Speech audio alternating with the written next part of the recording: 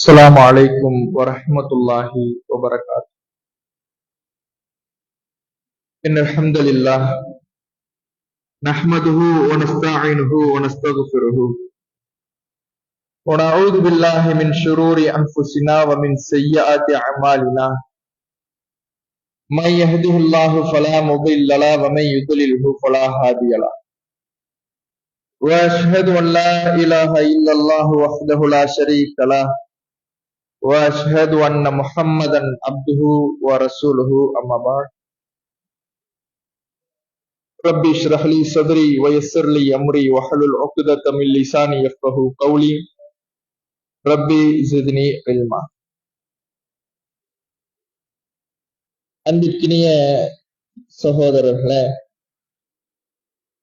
அல்லாஹ்வின் அன்பும் அருளும் நம் உயிரினு மேலான நபிகள் நாயகம் ஸல்லல்லாஹு அலைஹி வஸல்லம் அவர்கள் மீதும், அவர்களது வாழ்க்கை வழிகாட்டுதல்களை தங்களால் இயன்றளவு பின்பற்றி வாழ்ந்து மரணித்த அனைத்து நல்லோர் மீதும், குறிப்பாக மார்க்கத்தை அறிந்து கொள்ள வேண்டும் என்பதற்காக இங்கு குழுமியிருக்கும் நம் அனைவர் மீதும் என்றென்றும் என்று நிலவட்டுமாக. கண்ணியத்திற்குரிய எல்லாம் வல்ல அல்லாஹ்வின் நல்லடியார்களே, வாரந்தோறும் திங்கட்கிழமை இஷா தொழுகைக்கு பிறகு ஹதீஸ் விளக்க உரை வகுப்பிலே தொடர்ச்சியாக பல ஹதீஸ்களையும் அதற்கு மார்க்கம் நமக்கு சொல்லித் தருகிற விளக்கங்களையும் நாம் அறிந்து வருகிறோம். அந்த வகையில் இன்றைய தினம் நாம் அறியவிருக்கிற ஹதீஸ் உறவுகள் தொடர்பானது. இன்றைய இந்த நவீன காலத்தில் மனிதன் அதிகமாக இயந்திரத்தோடு பழகுகிற காரணத்தினால் ஒரு செல்போனில் மனிதனுக்கு இருக்கின்ற தொடர்பு பிற மனிதனோடு தொடர்பு கொள்ளுகிற முறைகள் அறியாதவனாக மனிதன் இருக்கின்ற காரணத்தினால் மனிதர்களுக்கு மத்தியில் இருக்கக்கூடிய உறவுகள் சிதைந்து வருவதை நாம் பார்க்கிறோம். செல்போன்ல எங்க புகுந்து எங்க வெளியே வரணும், இந்த நுணுக்கங்கள் எல்லாம் இன்றைக்கு இருக்கக்கூடிய அனைத்து மக்களுக்கும் தெரிகிறது. ஆனா ஒரு மனிதனிடத்தில் எப்படி நடந்து கொள்ளணும், நம்முடைய உறவுகளை எந்த அளவுக்கு இஸ்லாம் பேண சொல்லுகிறது, உறவுகளுக்கு மத்தியிலே எப்படி நடந்து கொள்ள வேண்டும் என்று நமக்கு தெரிவிக்கிறது என்பது இன்றைக்கு அறியப்படாமலோ அல்லது அந்த உறவுகளில் விரிசல் விடுகின்ற பொழுது அந்த விரிசலை பொருட்படுத்தாமல் உறவுகளை தூரப்படுத்துகின்ற நிகழ்வுகளும் அதிகமாக இருப்பதை பார்க்கிறோம். ஒரு தூரத்து சொந்தம், அதில் இருக்கக்கூடிய முறிவுகள் ஒரு புறம் இருந்தாலும், இரத்த பந்தம், உடன் பிறந்த அண்ணன் தம்பிகளுக்கு மத்தியில் இருக்கக்கூடிய உறவுகள், கணவன் மனைவிக்கு மத்தியில் இருக்கக்கூடிய உறவுகள், இன்ன பிற ஒரு வீட்டில் இருக்கக்கூடிய உறவு முறைகள் கூட இன்றைக்கு தொடர்புகள் விலகி சிதைந்து வருவதை நம்மால் பார்க்க முடிகிறது. இஸ்லாமிய மார்க்கம் நமக்கு இந்த உறவுகள் குறித்து அதிகமாக வலியுறுத்தி சொல்லுகிறது. இஸ்லாத்தை போல உறவுகளை பேண சொல்லுகின்ற எந்த கொள்கையையும் பார்க்க முடியாது. ஏனென்றால் இஸ்லாமிய மார்க்கம் இந்த உறவுகளை எதனோடு தொடர்பு படுத்துகிறது என்றால், இந்த மார்க்கத்தின் அடிப்படையாக இருக்கிற ஈமானோடு தொடர்பு படுத்துகிறது. நம்முடைய இறை நம்பிக்கை, இந்த இறை நம்பிக்கைனா அல்லாஹ்வை நம்புறது, மறுமை நாளை நம்புவது, வேதங்களை நம்புவது, இறை தூதர்களை நம்புவது, மலக்குமார்களை நம்புவது, விதியை நம்புவது, இது மட்டும் ஈமான் கிடையாது. இதுவெல்லாம் மிக முக்கியமாக நம்ப வேண்டிய அம்சங்கள். இந்த நம்பிக்கை நம்முடைய உள்ளத்தில் இருக்கிறது என்பதற்கான அடையாளம் சில காரியங்கள் நம்மிடத்தில் இருக்கணும். அத்தகைய ஈமானோடு இறை நம்பிக்கையோடு தொடர்பு படுத்திய ஒரு காரியமாக இஸ்லாம் இந்த உறவை பேணுவதை சொல்லுகிறார்.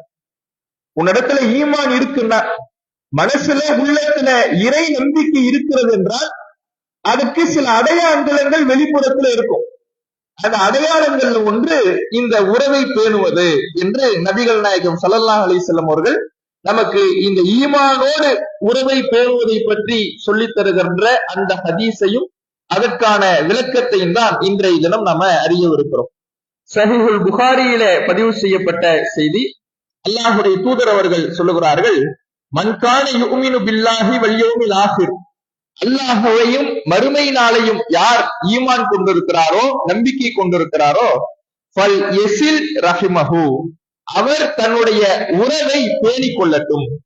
நீங்கள் அல்லாஹ்வை நம்பியிருப்பது உண்மை என்றால், மறுமை நாளை நம்பியிருப்பது உண்மை என்றால், மறுமை நாளுடைய விசாரணையை பயந்து நீங்கள் நடக்கிறீர்கள் என்றால், சொர்க்கம் நரகம் இதையெல்லாம் நம்பிக்கை கொண்டிருக்கிறீர்கள் என்றால், இப்படி உங்களுடைய உள்ளத்தில் ஈமான் இருக்கிறது என்றால், அதற்கு அடையாளமாக நீங்கள் உங்களுடைய உறவுகளை பேணி வாழுங்கள், உறவுகளை இணைத்துக் கொண்டு வாழுங்கள் என்று நபிகள் நாயகம் ஸல்லல்லாஹு அலைஹி வஸல்லம் அவர்கள் நமக்கு சொல்லி காட்டுகிறார்கள். அப்ப இந்த இறை நம்பிக்கையோடு இந்த உறவுகள் நமக்கு எடுத்து சொல்லப்படுகிறது என்றால், அதோடு இணைத்து நமக்கு போதிக்கப்படுகிறது என்றால், இந்த மார்க்கத்தில் உறவை பேணுவது எந்த அளவுக்கு அடிப்படையானது, மிக முக்கியமானது என்பதை நம்மால் விளங்கிக் கொள்ள முடிகிறது. இந்த உறவுகள்னு நம்ம சொல்லும் பொழுது இந்த செய்தியில நம்ம படித்த வார்த்தை இருக்குதுல்ல, அந்த வார்த்தையை நம்ம கவனிக்க வேண்டிய ஒரு வார்த்தை. ஃபல் யஸில் ரஹிமஹு அப்படின்னு ரசூலுல்லாஹ் சொல்றாங்க. யஸில்னா இணைத்து வாழுங்கள்னு அர்த்தம், ரஹிமஹுன்னா உறவு, உங்களுடைய உறவை இணைத்து வாழுங்கள். இந்த உறவுக்கு அரபு மொழியில பயன்படுத்துகிற வார்த்தை ரஹம் அப்படிங்கிற வார்த்தை. இந்த ரஹம்ங்கிற வார்த்தையில் வந்துதான் நாம அல்லாஹ்வை ரஹ்மான் அப்படிங்கிறோம். அல்லாஹ் ரஹ்மான்கிறோம்ல, இறைவனை ரஹ்மான்கிறோம், அளவற்ற அருளாளங்கிறோம். இந்த வார்த்தையிலிருந்து பிறந்து வந்த வார்த்தை தான். அல்லாஹ்வை ரஹீம் என்கின்றோம், நிகரில்லா அன்பாளன். இந்த ரஹம் என்கின்ற வார்த்தையிலிருந்து வந்ததுதான். இப்ப அன்புக்கு அருளுக்கு சொந்தக்காரர் என்கின்ற வார்த்தை தான் ரஹம் என்பதற்கு நேரடி பொருள். இரக்கம் காட்டுபவர், அருள் புரிபவர், பாசம் காட்டுபவர், இதுதான் இந்த ரஹமுங்கிறதுக்கு அடிப்படையான வேர் சொல். அதிலிருந்து வந்த ரஹ்மான் என்பது அல்லாஹுடைய பெயராக இருக்கிற பொழுது அதற்கு அளவற்ற அருளாளன் அப்படின்னு பெயர் சொல்கிறோம். ரஹீம் என்று அல்லாஹுடைய பெயர் வருகிற பொழுது நிகரில்லா அன்பாளன் என்று பெயர் சொல்கிறோம். இந்த வார்த்தைகளுடைய இந்த பெயர்களுடைய மூல சொல் என்னன்னு பாத்தீங்கன்னா ரஹம் அப்படிங்கிறதா. ரஹம்னா அன்பு, இரக்கம் அப்படிங்கிறதா நேரடி பொருள். இந்த பொருள் தான் உறவுகளுக்கு வைக்கப்படுது. இந்த பெயர் தான் எதுக்கு சொல்லப்படுது? அரபு மொழியில உறவுகளுக்கு சொல்லப்படுது.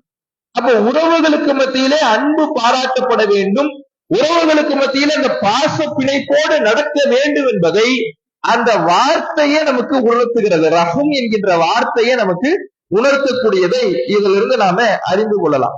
அப்ப எப்படி ஈமானோடு இந்த உறவுகளை இணைத்து வாழ்வதை இஸ்லாம் நமக்கு போதிக்கிறதோ, அதே போல இறைவன் திருமறை குர்ஆனிலே சூரத்து நிசாவிலே 1வது வசனத்திலே இறையச்சத்தோடு தொடர்பு படுத்தி பேசுகிறான். எப்படி தொடர்பு படுத்துகிறான்? நபிகள் நாயகம் ஸல்லல்லாஹு அலைஹி வஸல்லம் அவர்கள் தன்னுடைய ஒவ்வொரு உரையிலேயும் இறையச்சத்தை வலியுறுத்துகிற 3 வசனங்களை சொல்லுவாங்க. நீங்கள் அல்லாஹை அஞ்சிக் கொள்ளுங்கள், முஸ்லிம்களாக தவிர மரணிச்சிடாதீங்க. நீங்கள் அல்லாஹை அஞ்சிக் கொள்ளுங்கள், நேர்மையான சொல்லையே சொல்லுங்கள். இப்படி இறையச்சத்தை வலியுறுத்துகிற ஒரு 3 வசனங்களை ரசூலுல்லாஹ் சொல்லுவாங்க. அதுல ஒரு வசனம், யா அய்யுஹன்னாஸ் இத்தகூ ரப்பக்குமுல்லதீ ஹலகக்கும் மின் நஃப்ஸின் வாஹிதா, அல்லாஹ்வை நீங்க அஞ்சிக் கொள்ளுங்கள். அந்த அல்லாஹ் எத்தகையவன் என்றால், அவன்தான் உங்களை ஒரே ஒரு ஆத்மாவிலிருந்து படைத்தான். அந்த ஒரு ஆத்மாவிலிருந்து அதனுடைய துணையை அல்லாஹ் படைத்தான். அந்த இருவர் மூலமாகத்தான் இந்த உலகத்திலே ஆண்களையும் பெண்களையும் அல்லாஹ் கல்வி பெருக செய்திருக்கிறான். எவனிடத்திலே நீங்கள் விசாரிப்பீர்களோ விசாரிக்கப்படுவீர்களோ அந்த அல்லாஹை நீங்கள் அஞ்சிக் கொள்ளுங்கள். வல் அர்ஹாம், உறவுகளையும் நீங்கள் அஞ்சிக் கொள்ளுங்கள். அல்லாஹை நீங்கள் பயந்து கொள்ளுங்கள், உறவுகள் விஷயத்திலேயே நீங்கள் அல்லாஹை பயந்து நடந்து கொள்ளுங்கள், இறையச்சத்தோடு நடந்து கொள்ளுங்கள். நீங்கள் உறவுகளை சாதாரணமாக நடந்து கொள்ளக்கூடாது, அதை முடித்து விட்டு அதில் பேணுதல் இல்லாமல் நடக்கக்கூடாது. அது ஈமானோடு தொடர்பாக வேண்டிய விஷயம், இறையச்சத்தோடு தொடர்பாக வேண்டிய விஷயம். உறவுகள் விஷயத்திலே நீங்கள் பேணுதலோடும் இறையச்சத்தோடும் பய உணர்வோடும் நடந்து கொள்ள வேண்டும் என்பதை இந்த வசனம் சொல்லுகிறது. இதை நபிகள் நாயகம் ஸல்லல்லாஹு அலைஹி வஸல்லம் அவர்கள் தன்னுடைய ஒவ்வொரு உரையிலையும் ஓதி காட்டுறாங்க. ஒரு உரையை ஆரம்பிக்கிறாங்கன்னு சொல்லல, இந்த வசனத்தை ஓதி காட்டுவாங்க. அப்ப எந்த அளவுக்கு நபிகள் நாயகம் ஸல்லல்லாஹு அலைஹி வஸல்லம் அவர்கள் மக்களுக்கு அந்த உறவுகள் குறித்து, அவர்கள் விஷயத்திலே நம்ம நடந்து கொள்ளுகிற முறைகள் குறித்து, அவர்கள் விஷயத்திலே இறையச்சத்தோடு நடந்து கொள்ள வேண்டும் என்பதை அதிகமாக இந்த வசனத்தின் மூலமாக அல்லாஹுடைய தூதர் அவர்கள் வலியுறுத்தி இருக்கிறார்கள் என்பதை நம்மால் அறிந்து கொள்ள முடிகிறது. அதே போல நபிகள் நாயகம் ஸல்லல்லாஹு அலைஹி வஸல்லம் அவர்கள் இந்த நம்ம ஏற்கனவே பார்த்தோம்ல, ரஹம் என்றால் அன்பு, அதிலிருந்துதான் அல்லாஹுடைய பெயர் ரஹ்மான் ரஹீம் என்பதெல்லாம் தேர்ந்தெடுக்கப்பட்டிருக்கிறது என்று பார்த்தோம். அப்ப அதுல அதை மையமாக வைத்து ரசூலுல்லாஹ் சொல்றாங்க, அர் ரஹ்மு ஷஜனத்துன், இந்த உறவு என்பது அல்லாஹுடைய ஒரு கிளைகளில் ஒன்று. ஃபமன் வஸலஹா வஸல்துஹு, யார் அந்த உறவை இணைத்து வாழ்கிறாரோ அவரை நான் இணைத்துக் கொள்கிறேன். உறவு என்பது அல்லாஹுடைய அருளில் இருக்கக்கூடிய ஒரு கிளை. அந்த உறவை நீங்கள் இணைத்து வாழ்ந்தால் உங்களை நான் அரவணைத்துக் கொள்கிறேன். ஒமன் கத்தாஹா, யார் அந்த உறவை துண்டித்து வாழ்கிறாரோ கத்தஹத்துஹு, அவரை நானும் விட்டு விலகி விடுகிறேன், துண்டித்து விடுகிறேன். இறைவனுடைய அருள் கிடைக்க வேண்டும் என்றால், அந்த அருளுக்கு சொந்தக்காரர்களாக நீங்கள் ஆக வேண்டும் என்றால் இந்த உறவை பேணி வாழுங்கள். அல்லாஹ்வுடைய அருள் வேண்டாம் என்று நீங்கள் முடிவெடுத்து விட்டால் உறவுல நீங்க எப்படினாலும் நடந்துங்க. அல்லாஹ்வுடைய அருள் வேணுமா, உறவை பேணி வாழுங்க. அல்லாஹ்வுடைய அருள் வேணாம் அப்படின்னு முடிவெடுத்துட்டீங்களா, நீங்க உங்களுடைய உறவை துண்டித்துக் கொள்ளுங்கள் என்று நபிகள் நாயகம் ஸல்லல்லாஹு அலைஹி வஸல்லம் அவர்கள் சொல்கிறார்கள். அப்ப நம்முடைய ஈமானை, உறவை பேணுவது ஈமானுக்கான அடையாளமாக இருக்குது, நம்முடைய இறையச்சத்துக்கான அடையாளமாக இருக்கிறது, இறைவனுடைய அருளை பெற்றுத் தருகிற காரியமாகவும் இந்த உறவை பேணுவது என்பது இருக்கிறது என்பதை இந்த செய்திகளிலிருந்து நாம அறிந்து கொள்ளலாம். ஆனால் இன்றைக்கு இந்த உறவுகள் என்பது எப்படி இருக்கிறது, உறவுகளுக்கு மத்தியில் இருக்கக்கூடிய அந்த பிரச்சனைகள் எப்படி எல்லாம் நிகழ்கிறது. ஒரு குரோதத்தின் வெளிப்பாடாக அண்ணன் தம்பிக்குள்ளே இருக்கக்கூடிய பிரச்சனைகளை பார்க்கிறோம். ஒரு காசுக்கு, பணத்துக்கு, சொத்துக்காக அண்ணன் தம்பிகளுக்கு மத்தியிலே நடக்கக்கூடிய பிரச்சனைகளை நாம பார்க்கிறோம். ஒரு உறவுகள், தாய் தந்தையினர், அந்த ஒரு கணவன் மனைவி என்ற ஒரு திருமண பந்தம் வருகிற பொழுது ஒன்று தாய் தந்தையினரை புறக்கணித்து விட்டு அவர்களை பேணாமல் செல்லக்கூடிய நிலையை பார்க்கிறோம். இப்படி இந்த உறவுகளுக்கு மத்தியிலே நடக்கக்கூடிய பிரச்சனைகள் என்பது அதிகமாக இன்றைய காலத்திலே நடப்பதை, சர்வ சாதாரணமாக நடப்பதை பார்க்கிறோம். ஒரு சின்ன பிரச்சனை வந்துருச்சுன்னா கணவன் மனைவி பிரிஞ்சுக்கிறாங்க. சாதாரணமா இன்றைக்கு சர்வ சாதாரணமாக தலாக்கும் சரி, குலாவும் சரி, ஒரு சின்ன பிரச்சனைக்காக அந்த கணவன் மனைவியை உறவு என்பது முடிக்கப்பட்டு போய் கொண்டு இருக்கிறது. ஒரு தாய் தந்தையை கவனிக்காமல் பிள்ளைகள் செல்லக்கூடிய நிலை, ஒரு சகோதர சகோதரிகள் அவர்களுக்கு மத்தியில் இருக்கக்கூடிய உறவுகள், இவன் முன்னேறி போய்கிட்டு இருக்கிறான், இவன் நம்மளை விட்டு தாண்டி நல்ல சம்பாதிக்கிறான், நல்ல வளர்றான், நம்மளால ஒண்ணும் பண்ண முடியல. இந்த குரோத உணர்வு உள்ளத்திலே தேக்கி வைக்கப்பட ஒரு கட்டத்திலே வெடித்து அந்த உறவுகள் சிதைந்து காசுக்காக, பணத்துக்காக, சொத்துக்காக அடித்து கொள்ளக்கூடிய, அருவாளை தூக்கிக் கொண்டு நிற்கக்கூடிய பிரச்சனைகளை எல்லாம் இன்றைக்கு பார்க்கிறோம்.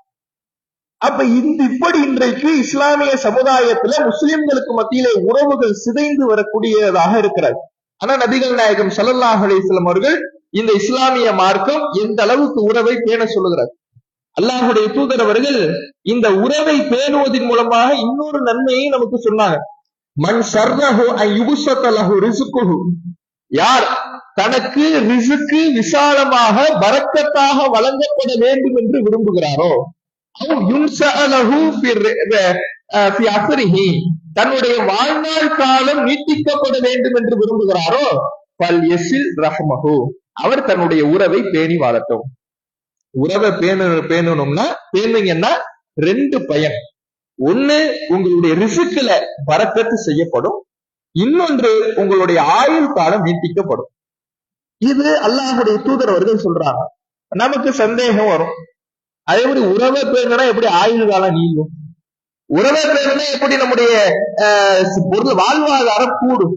வாழ்வாதாரம் கூடும் என்பது கோடிக்கணக்கில் சம்பாதிப்பது என்பது கிடையாது. நிறைய கோடிக்கணக்கில் நமக்கு வருவாய் வருவதுதான் வாழ்வாதாரம் கூடுவது என்பது கிடையாது. நாம் குறைவாக சம்பாதித்தாலும் அதிலே அல்லாஹ் அபிவிருத்தி ஏற்படுத்துவான். உறவுகளை நம்ம பேணி வாழ்கிறோம் என்றால் அவர்களுக்கு சில அன்பளிப்புகளை வழங்குவோம், சில உதவிகளை செய்வோம், அவர்களிடத்துல சில பொருட்களை பரிமாறிக்கொள்வோம். எந்த அளவுக்கு இஸ்லாம் சொல்லுகிறது, ஒரு ஆட்டின் கால் குழம்பை கூட அற்பமாக கருதாதீர்கள், இது நீங்கள் அதை பகிர்ந்து வாழுங்கள் என்று சொல்லுகிறதே, அந்த அளவுக்கு நாம கொடுத்து பகிர்ந்து ஒரு சிறிய பொருளாக இருந்தாலும் கொடுத்து மகிழ்ந்து வாழ்ந்தால் அதுல அல்லாஹுடைய அருள் இருக்கும், அதுல அல்லாஹுடைய பரக்கத்து கிடைக்கும். இறைவனுடைய திரு பொருத்தத்தை நாடி உறவுகளுக்கு கொடுத்து மகிழ்ந்து வாழ்வது இருக்கிறதுல, அது சின்ன பொருளா இருந்தாலும் சரிதான்.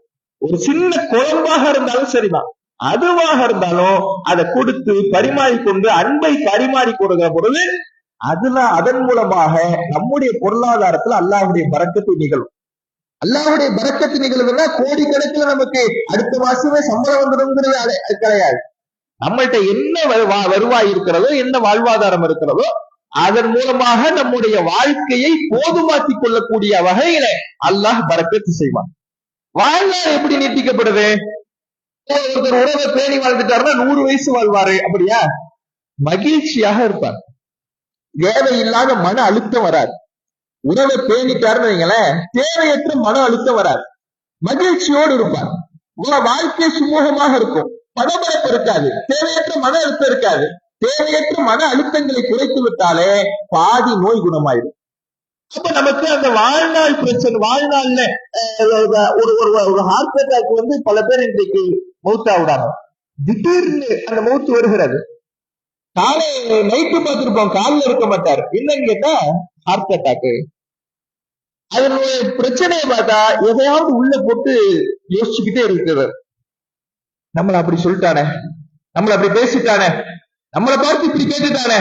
இந்த ஒரு வார்த்தை உறவுகள் ஏதாவது சொந்தக்காரன் சொல்லியிருப்பான், கூட பிறந்தவங்க சொல்லியிருப்பான், சொன்ன அந்த வார்த்தை உள்ளக்குள்ள போட்டு அழுத்தி வச்சு அந்த வழியிலேயே பலருக்கு அட்டாக்கெல்லாம் வரக்கூடியதை பார்க்கிறோம்.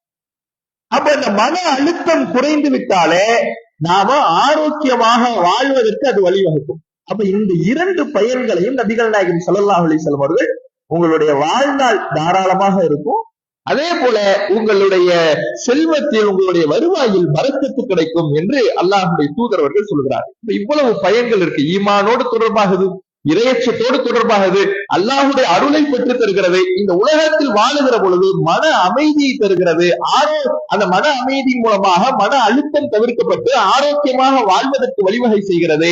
அல்லாஹ்வுடைய பரக்கத்தை பெறுவதற்கு, நம்முடைய பொருளாதாரத்துல, வாழ்வாதாரத்தில் இறை அருள் பெருகுவதற்கும் வழிவகை செய்கிறது. இதெல்லாம் உறவுகளை பேணுவதன் மூலமாக நமக்கு கிடைக்கக்கூடிய பயன்கள். இப்போ இன்றைக்கு மக்களுக்கு மத்தியில் இருக்கக்கூடிய அதிகமான பழக்கம் என்னன்னா, நான் போய் பேசணும்னு தான் நினைக்கிறேன், நான் பேணணும்னு தான் நினைக்கிறேன், அவன் என்ன ஒழுங்கா ரெஸ்பான்ஸ் பண்றது இல்லையா, நான் எவ்வளவுதான் பேணணும்னு நினைச்சாலும் அவன் விலகி போறானே, எத்தனை தடவை தான் நான் இறங்கி போறது.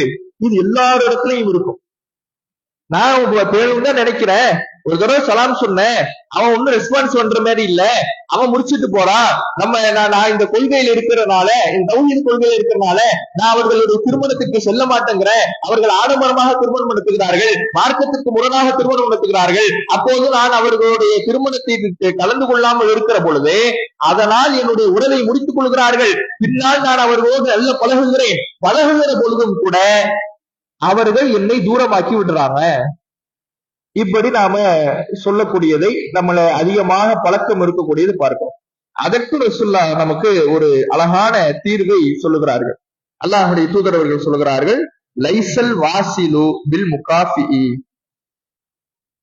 அதாவது பிரதிபலன் எதிர்பார்த்து உறவை பேணுவது என்பது உண்மையான உறவை பேணுவது கிடையாது. பதிலுக்கு பதில் உறவு பாராட்டுவது. நீ உறவை பேணினா நான் பேணுறேன், நீ உறவை முடிச்சுக்கிட்டேன்னா நானும் முடிச்சுக்கிறேன் என்று இருப்பது உண்மையாக உறவை பேணுவது கிடையாது. வலாக்கின் ஹுவல்லதி இதா கத்தஅ ரஹ்மஹு வஸலஹா, யார் அவர் உறவை, நம்முடைய உறவினர் முறித்தாலும் சரி, அவரை இணைத்து வாழுகிறாரே, அவர் தான் உண்மையிலே உறவுகளை இணைத்து வாழ்பவர். பதிலுக்கு பதில் உறவு பாராட்டுபவர் உண்மையான உறவை இணைத்து வாழ்பவர் கிடையாது. யார் உண்மையிலே உறவை இணைத்து வாழ்பவர்னா, என் உறவினர் என் சொந்தமே வேணாம், என் பந்தமே வேணாம், நீ மவுத்தானா கூட உன் முகத்துல முழிக்க மாட்டேன், இப்படி எல்லாம் சொல்லிட்டு போகிறத பார்க்கலாம். இப்படி சொல்லிட்டு போனாலும் நாம அந்த உறவை புதுப்பிப்பதற்காக, பேணுவதற்காக எடுக்கக்கூடிய முயற்சிகள் இருக்குதுல்ல, அதுதான் உண்மையிலே உறவை பாராட்டுவது என்று அல்லாஹ்வுடைய தூதர் அவர்கள் சொல்கிறார்கள். அதே போல நபிகள் நாயகம் ஸல்லல்லாஹு அலைஹி வஸல்லம் அவர்களிடத்துல ஒரு மனிதர் வருகிறார். யா ரசூலல்லாஹ், அல்லாஹ்வுடைய தூதர் அவர்களே, இன்னலி கராபத்தன், எனக்கு சில உறவினர்கள் இருக்கிறாங்க, அவங்க எப்படிப்பட்டவங்கன்னா, அசிலுஹும், நான் அவர்களுடைய உறவை பேணி வாழுகிறேன், ஆனா யக்தஊனி, அவர்கள் என் உறவை முறித்துக் கொள்கிறார்கள். நான் போய் பேணுறேன், முயற்சி செய்யறேன். அவங்க பேசாம போனா கூட அவங்க உறவுகளை முடித்தால் கூட நான் இணைத்து வாழ்கிறேன். இலைகும், நான் அவர்களுக்கு நல்லுபகாரம் செய்கிறேன். இலைய, ஆனா அவர்களோ எனக்கு தீங்கு செய்கிறார்கள். எவ்வளவுதான் நல்லது செஞ்சாலும் அவங்க எனக்கு கெட்டதுதான் செய்யறாங்க, எனக்கு கேடுதான் நாடுறாங்க. அதே போல அலைய, அவங்க எவ்வளவு கேடு செஞ்சாலும், எனக்கு கெடுதிகளை செஞ்சாலும் நான் சகிப்புத்தன்மையோடு இருக்கிறேன். ஆனா இந்த சகிப்புத்தன்மையோடு இருக்கிறேன்ல, இதையே அவங்க ஏதோ நான் முட்டாள்னு நினைச்சு முட்டாள்னு சொல்லிக்கிட்டு இருக்கிறாங்க. எனக்கு சில உறவினர்கள் இருக்கிறாங்க, நான் அவர்களுடைய உறவை பேணுறேன், ஆனா அவங்க உறவை முறித்துக் கொள்கிறார்கள். நான் அவர்களுக்கு நல்லது செய்கிறேன், ஆனா அவங்க எனக்கு கேடு செய்யறாங்க. சரி, நம்ம பொறுமையா இருப்போம், சபர் செய்வோம்னு சகிப்புத்தன்மையோடு இருக்கிறேன். இந்த சகிப்புத்தன்மைய அவங்க ஏதோ நான் முட்டாள்னு நினைச்சு என்ன முட்டாள்னு சொல்லிக்கிட்டு இருக்கிறாங்க. ரசூலாட்ட சொன்ன உடனே அப்ப அல்லாஹ்வுடைய தூதரவர்கள் சொல்றாங்க, நீ சொன்னதை போல உன்னுடைய உறவினர்கள் உன்னை விட்டு வெகு தூரத்தில் சென்றாலும் அவர்களை நீ இணைத்துக் கொண்டே வாழ்ந்து இருந்தா என்றால் அன்னமா கசிப்புகுமுள் மில்ல, நீ அவர்களுடைய முகத்தில் புழுதியை படுத்தியவனை போல. அவங்களுக்கு மறுமையில நீ உன்னுடைய கடமையை நீ செஞ்சுக்கிட்டே இரு, அப்படியே இருக்கணும். அப்படியே இருந்தா அதனுடைய நஷ்டம் அவங்களுக்கு தான் வரும். ஒலா எசாலு மாக்க மினல்லாஹி லஹீரன் அலைஹி மாதும் தலாதலிக்க. அதே மாதிரி நீ இப்படியே இருந்தினா, உன் உறவினர்கள் உன்னுடைய உறவை முடித்தாலும், உன்னுடைய உறவை பேணாமல் வாழ்ந்தாலும், உன்னை விட்டு தூரமாக சென்று கொண்டிருந்தாலும், நீ வழியே சென்று அவர்களுடைய உறவை பேணுகின்ற காலமெல்லாம் அல்லாஹ்விடமிருந்து ஒரு உதவியாளன் உனக்கு இருந்து கொண்டே இருப்பார். உனக்கு அல்லாஹ்வுடைய உதவி இருக்கும். அவங்க தூரமா போறாங்க, எத்தனை வாட்டி போறது, அப்படியே புறக்கணிச்சுட்டு வந்துட்டீங்கன்னா முடிஞ்சு. எவ்வளவுதான் அவர்கள் விலகி சென்றாலும் நீ அவர்களுடைய உறவை பேணுவதற்காக நீ முயற்சி செஞ்சுக்கிட்டே இருந்தீங்கன்னா அந்த முயற்சியின் பொழுது அல்லாஹ்வுடைய உதவி உன்னோட இருந்துகிட்டே இருக்கும். உனக்கு அல்லாஹ்வுடைய உதவி கிடைக்கும் என்று நபிகள் நாயகம் ஸல்லல்லாஹு அலைஹி வஸல்லம் அவர்கள் சொல்கிறார்கள். இன்றைக்கு எத்தனை பேர் இப்படி உறவுகளை பேணுகிறோம்? உறவுகளை இப்படி நாம அவர்களுடைய பதில் உபகாரத்தை எதிர்பார்க்காம நான் என்னுடைய கடமையை செய்கிறேன், இது என்னுடைய ஈமானின் அடையாளத்தை வெளிப்படுத்துவதற்கான ஒரு வாய்ப்பு, என்னுடைய இறையச்சத்தை வெளிப்படுத்துவதற்கான வாய்ப்பு, என் ரப்பிடமிருந்து அருளை பெறுவதற்கான ஒரு வாய்ப்பு, என்னுடைய வாழ்வாதாரத்தில் பரக்கத்தை பெறுவதற்கான ஒரு வாய்ப்பு, என்னுடைய மன அமைதியை நிலைநாட்டி என்னுடைய வாழ்க்கையில் ஆரோக்கியத்தை பெறுவதற்கான வாய்ப்பு. அதனால் நான் என்னுடைய உறவுகளை பேணுகிறேன். அவர்கள் எவ்வளவு தூரமாக விலகி சென்றாலும் கூட நான் என் கடமையை நிறைவேற்றுகிறேன் என்று எத்தனை பேர் இருக்கிறோம்? யோசிச்சு பாருங்க. ஒரு தடவை விலகி போயிட்டா அவ்வளவுதான் நாமளும் இருந்துடுவோம். நாம அதுக்கப்புறம் முயற்சி எடுக்க மாட்டோம். நம்முடைய முயற்சி எல்லாம் ஒன் டைம் தான். போய் சலாம் சொல்லுவோம், அதுவுமே ரொம்ப கஷ்டம் தான். போய் சலாம் சொல்வதும் உறவை புதுப்பிப்பதும் கூட ரொம்ப கஷ்டம் தான். பல நேரங்களுக்கு பிறகு, பல உபதேசங்களுக்கு பிறகு, பல அறிவுரைகளுக்கு பிறகு ஒரு முயற்சி செய்வோம். அந்த முயற்சியும் ஒன் டைமோட நின்றுடும். அப்ப இது உறவுகளை பேணுவதற்கான அடையாளம் அல்ல. அல்லாஹ்வுடைய உதவி நமக்கு கிடைக்கணும்னா எவ்வளவு விலகி சென்றாலும் நாம் நம்முடைய கடமையை நிறைவேற்றி விட வேண்டும் என்பதை இந்த செய்திகள் நமக்கு சொல்லி காட்டுகிறார். அப்ப இந்த உறவுகளை முடிப்பதற்கான காரணம் என்ன? உறவுகள் முடிந்து விடுவதற்கான காரணம் என்ன அப்படின்னு பாத்தீங்கன்னா, ஷைத்தான் அதன் மூலமாக மிக சந்தோஷம் அடையும். ஷைத்தானுக்கு ரொம்ப பிடிச்ச காரியமாக இந்த உறவுகளை முடிப்பது என்பது இருக்காது. அதனால ரசூலுல்லாஹ் சொல்லும் பொழுது கூட இப்லீஸுக்கு மிக நெருக்கம், இப்லீஸ் தான் ஷைத்தானுடைய தந்தை. அந்த இப்லீஸுக்கு மிக நெருக்கமான ஷைத்தான் யாருன்னா கணவன் மனைவிக்கு மத்தியில பிரிவினை ஏற்படுத்துமோன்னு ரசூலுல்லாஹ் சொல்றாங்க. அது பிரிவினை ஏற்படுத்துறது ஷைத்தானுக்கு ரொம்ப பிடிக்கும். அப்ப அந்த முயற்சி என்பது இப்ப இல்லை, ஆதம் அலைஹிஸ்ஸலாம் அவர்களுடைய காலத்திலிருந்து ஷைத்தான் செய்யக்கூடியதா. ஷைத்தான் ஆதம் அலைஹிஸ்ஸலாம் அவர்களுடைய 2 மகன்களுக்கு மத்தியில பிரிவினை ஏற்படுத்தினானா இல்லையா? என்ன பிரிவினை ஏற்படுத்தினா? 2 பேரும் பலி கொடுக்க ஒரு குர்பானி கொடுக்கறாங்க. ஒருவரிடமிருந்து அது ஏற்றுக்கொள்ளப்படுகிறது, இன்னொருவரிடமிருந்து அல்லாஹ் இடத்துல அது ஏற்றுக்கொள்ளப்படவில்லை. ஏற்றுக்கொள்ளப்பட்டவரிடம் ஏற்றுக்கொள்ளப்படாதவர் என்ன சொல்றாருன்னா, அது எப்படி உனக்கு ஒன்னிட்ட மட்டும் எப்படி ஏத்துக்கலாம்? நான் உன் கூட பிறந்தவன் தானே, எனக்கு நல்லது நடக்கலையே, உனக்கு மட்டும் எப்படி நல்லது நடக்கலாம், உன்னை சும்மா விட மாட்டேன் அப்படின்னு சொல்லி கொன்று விடுகிறான். அப்ப இந்த ஒரு கொலை குற்றம், ஒரு கொலை செய்கின்ற அளவுக்கு ஒரு அண்ணன், உடன் பிறந்த அண்ணன் தம்பி ஆதம் அலைஹிஸ்ஸலாம் அவர்களுடைய 2 மகன்கள், இந்த 2 மகன்களுக்கு மத்தியில கொலை செய்கின்ற அளவுக்கு ஒரு தூண்டுதலை ஷைத்தான், ஒரு குரோத உணர்வை போட்டானே, ஒரு பிரிவினையை போட்டானே. ஏன் போட்டான் யோசிச்சு பாருங்க. அது ஷைத்தான் விரும்புறான், ஷைத்தானுக்கு அது வேணும். ஏன்னா இந்த குரோதத்தையும் விரோதத்தையும் பகைமையையும் உறவுகளை முறிப்பதையும் ஷைத்தான் மனிதர்களுக்கு மத்தியில ஏற்படுத்தி அல்லாஹ்வுடைய அருளை விட்டு மனிதர்களை தூரமாக்குவது ஷைத்தானுடைய முதல் நோக்கமா இருக்கு. ஏன்னா ஆதம் நபியை அல்லாஹ் படைக்கிறான், படைச்சிட்டு சஜதா செய்ய சொல்றான், மலக்குமார்கள் சஜதா செஞ்சுட்டாங்க, இவன் ஆணவம் பேசுறான். நான் எப்படி சஜதா செய்யறது, நான் நெருப்பால படைக்கப்பட்டேன், இவர் மண்ணாலதான படைக்கப்பட்டாரு, இவர்கிட்ட எப்படி நான் சஜதா செய்யறேன்னு ஆணவம் பேசுறான். அல்லாஹ் விரட்டிடுறான். விரட்டுனா அந்த கோபம். இப்படி நான் அந்தஸ்துக்குரியவனா இருந்தேன், மலக்குமார்களுடைய சபையில இருந்தேன், அல்லாஹ்விடத்துல இருந்து கொண்டிருந்தேன், இந்த ஆதம் வந்த உடனே நான் வெளியே போயிட்டேனே, இந்த ஆதம் வந்த உடனே அல்லாஹ் நம்மளை வெளியே அனுப்பிச்சுட்டானே, இவரை சும்மா விடக்கூடாது என்று அந்த அவனிடம் இருக்கக்கூடிய அந்த குரோத உணர்வை மனிதர்களிடம் கடத்துகிறான். அத ஆதம் நபியினுடைய 2 மகன்களிடத்திலேயே அவன் ஆரம்பிச்சுட்டான். அவங்களுடைய உறவையே சிதைச்சிட்டான். 2 அண்ணன் தம்பியும் உடம்பு இருந்தவங்க, கூட பிறந்தவங்க. ஒருத்தருக்கு இருந்து ஒரு நல்ல காரியம் ஏத்துக்கப்படுது, இன்னொருத்தருக்கு ஏத்துக்கப்படல. உடனே செய்தான் மனசுல போட்டுட்டான்.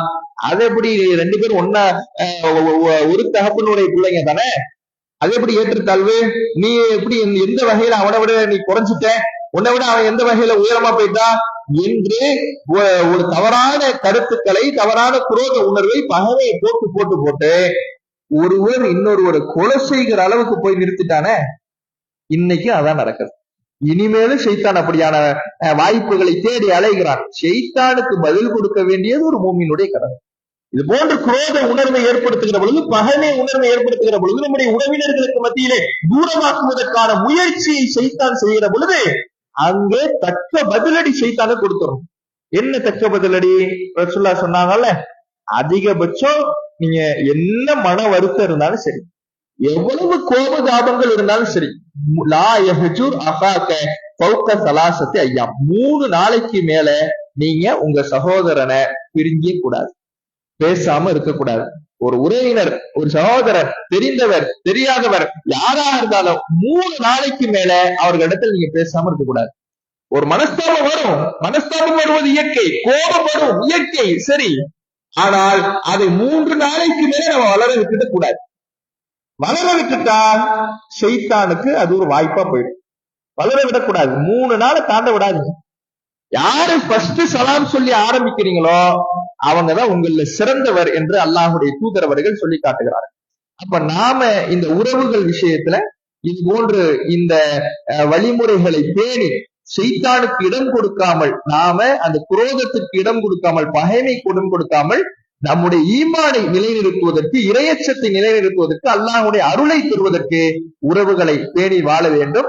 இதுல ஒவ்வொரு உறவுகளை எப்படி பேணணும், ஒரு கணவன் மனைவிக்கு மத்தியில அந்த சூழலை எப்படி அமைத்துக் கொள்வது, இதை பற்றி இன்ஷா அல்லாஹ் அடுத்த வார ஹதீஸ் வகுப்பில அறிந்து கொள்வோம். அஸ்ஸலாமு அலைக்கும் வரஹ்மத்துல்லாஹி வபரகாத்துஹு.